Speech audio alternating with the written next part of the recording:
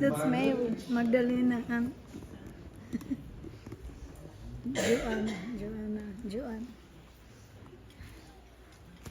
I am still so shocked at everything that's happened this week. It's been so crazy.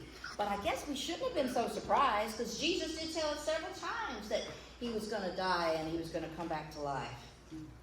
Well, I just thought it was one of those stories he keeps telling us, you know? I thought he was maybe trying to teach us something or whatever. How was I to know that all that dying and coming back to life thing, it was for real? This week has been a roller coaster of emotions. The crowds yelling at Jesus like he was a king and waving the branches when he first came to Jerusalem. I was a little surprised. After all, we were warned not to come because the religious leaders may want to kill Jesus. Turns out that was no exaggeration. And then he went to the temple. And he really showed us a side that we'd never seen before. He was really angry and he turned over those stalls and tables. That was a little scary. And everyone knows they're all a bunch of crooks, but no one's ever seen it, had the nerve to do what he did. And what about that Passover dinner? I mean, there we were in the upper room. We had the nicest meal. And Jesus went around and washed the feet of all of his disciples. Trust me, that's not a job anyone would want. And yet, our teacher and our leader, he did exactly that. What about the mob in the garden? Jesus just wanted to pray, and he was arrested. Peter cut the ear off the servant, and Jesus had to heal him. In fact, sometimes I get confused. He got angry in the temple and went willingly with the soldiers. We know what he could have done.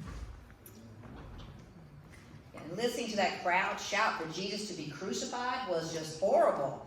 Those people yelled Hosanna when we arrived less than a week ago. And then later they screamed for him to be put to death. I was crushed. And I was also so worried about Mother Mary. I can't even imagine what this has all been like for her. You couldn't even recognize him when he came out with that cross. And he was so messed up, he couldn't even carry it all of the way. So they had to get somebody from the crowd to help carry it. Well, I just absolutely could not believe that the first thing that he said on the cross was about forgiving all of those people that were killing him. I didn't feel very forgiving. I felt powerless, frightened, and almost sad. I just wanted to sit at the foot at the cross with Mary. She was devastated. We all were. Still, we had to take care of business. The body had to be taken care of according to our customs. We had to wait until after the Sabbath so no laws were broken. Remember how we talked about asking the guards to move the boulder so we could take care of Jesus? And then we got there, I was so scared and angry when it was already rolled away. And that angel in those dazzling clothes told us, do not be afraid. You will not find the living among the dead. And that's the soldiers were all knocked out cold.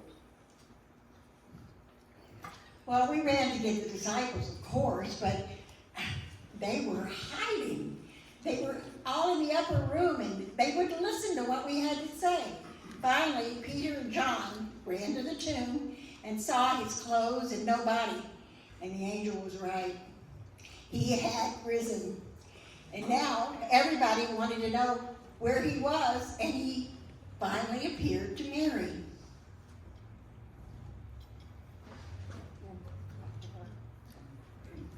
Yeah, it's silly me, I thought he was the gardener. And I asked him, what have you done with my Lord? I didn't even recognize him until he said my name, and then I just fell at his feet. I was so overjoyed that I didn't even know what to do. And he told me to go and tell his disciples what we've seen. So here we are telling you, his disciples, all about what we had seen. Do you believe it? He is risen!